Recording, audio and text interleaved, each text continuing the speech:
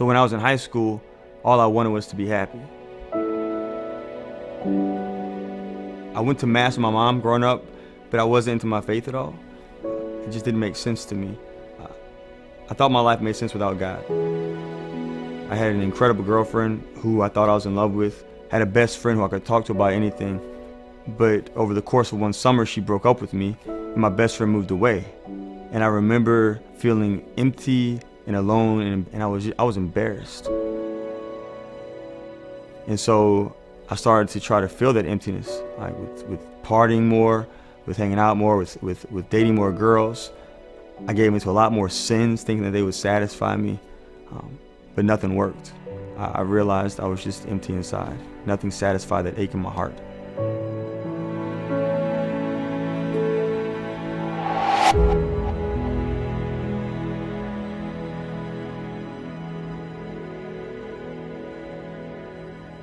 During my college years, I wanted reasons for my faith, and so I went to school just to learn more about my faith. But when I got there, it seemed like the answers that I received were things that just made me question even more.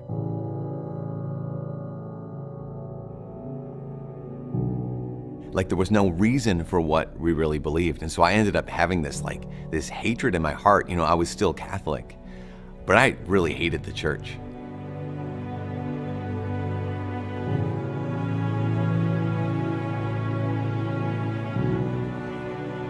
I even became a missionary after college, a full-time missionary in Central America. The mission I went to was super Catholic, and I got down there and I just was so angry at the church.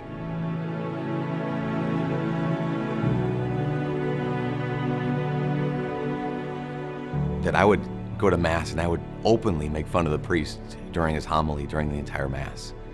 But I had no idea how arrogant I was and how drastically my life was about to change.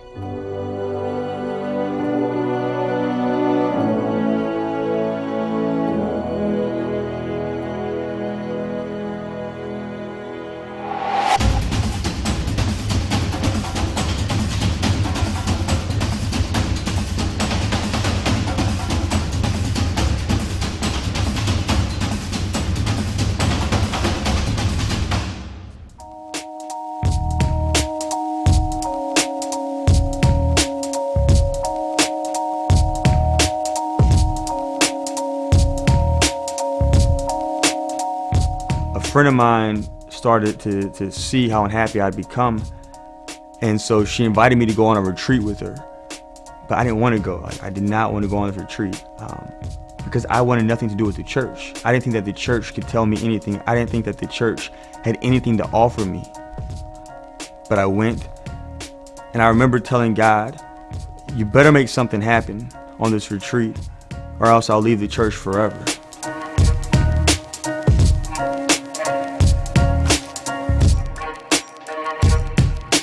But on the second night of the retreat, I felt like I heard God speak to me. I heard him say, I love you. And it pierced my heart because I always thought growing up that I had to do something to earn someone's love. But here God was looking at me and my brokenness and my mess with all the junk I had done over the past few years, all the sin I'd committed, and he told me, I love you. I asked him, what is your will for me?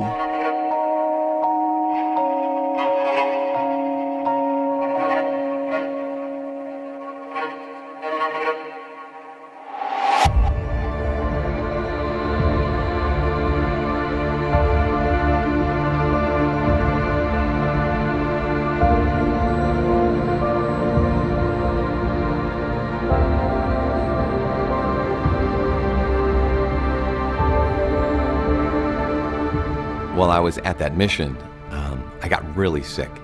So sick that they thought I was going to die. So someone called the priest, and as I was lying there in that bed, in walked the man that I had made fun of for weeks now at every single Mass. And without hesitating, he rushed to my bedside and he gave me the anointing of the sick, and he gave me Holy Communion. And I remember lying there thinking, maybe I was wrong. Maybe this man really does know who Jesus is. Maybe this is all true. That began this process of asking questions in a really deep way. and finding the answers for the first time. And as I found those answers, something in my heart and in my mind changed, and I realized that I was not only falling in love with God, I was falling in love with His church that He gave us.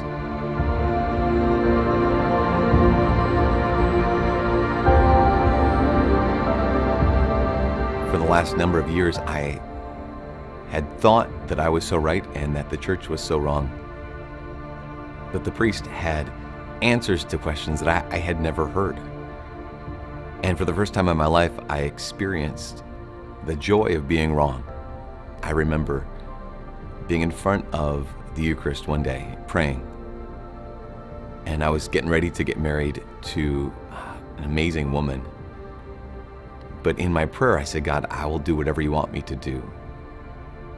And in my prayer, I realized God was saying, I will love you no matter what you choose, but I am calling you to a different path.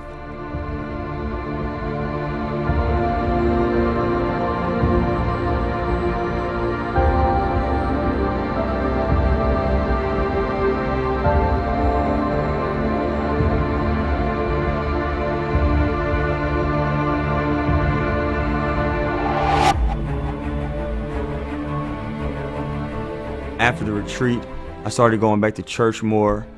And the more I spent time praying with Jesus in adoration, the more it made sense to me what He was calling me to do.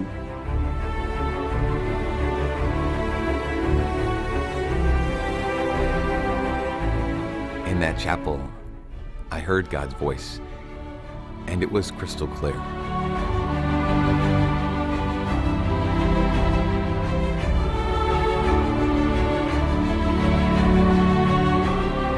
I said to Him, Lord, I hear you calling me, and I will follow you.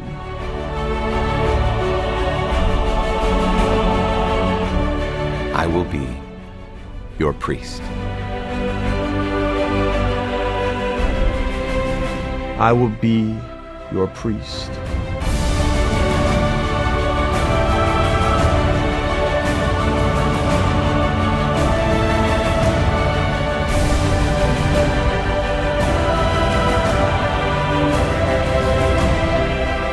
It's never boring. It's never the same thing. It's never just kind of normal. It is the most important thing that I could do with my life.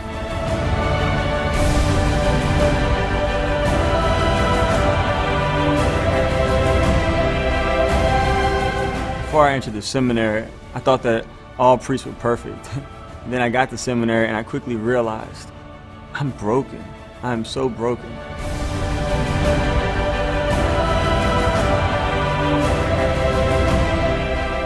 But in the midst of my brokenness, the Lord loves me.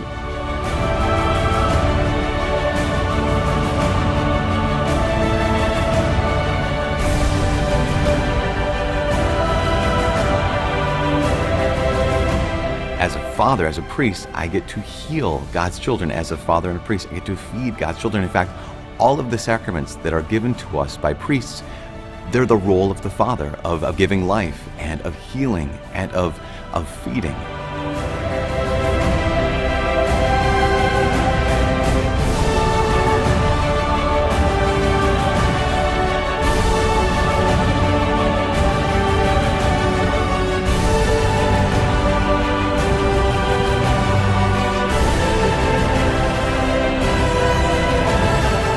The priesthood is the greatest gift I could have ever received.